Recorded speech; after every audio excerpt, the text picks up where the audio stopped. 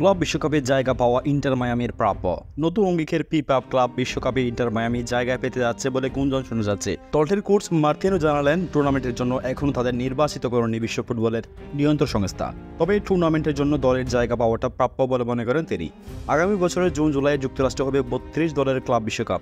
আগে এই টুর্নামেন্টে হতো সাল দল নিয়ে। স্বাগতিক হিসেবে যুক্তরাষ্ট্র থেকে সুযোগ পাবে ভারতীয় একটি ক্লাব, তাই মেজর লিগ সরকার থেকে সেই দলটি নিতে পারে ফিফা। মায়ামিকে ক্লাব বিশ্বকাপের জন্য নির্বাচিত করা হয়েছে কিনা এই প্রশ্নে শুক্রবার মার্তিনো বলেন, টুর্নামেন্টে জায়গা পাওয়ার মৌলিক দাবি তারা পূরণ করেছেন বলেই মনে করেন তিনি। আমাদের সবার কাছে কম বেশি এই তথ্য রয়েছে, নির্বাচিত হওয়ার জন্য খুব সম্ভবত হতে পারে। আমার কাছে মনে হচ্ছে এই জায়গাটি পাওয়ার জন্য ফুটবলের মৌলিক বিষয় এখন আমাদের কাছে, এবং এটি আমাদের মানসিক প্রশান্তি দিচ্ছে।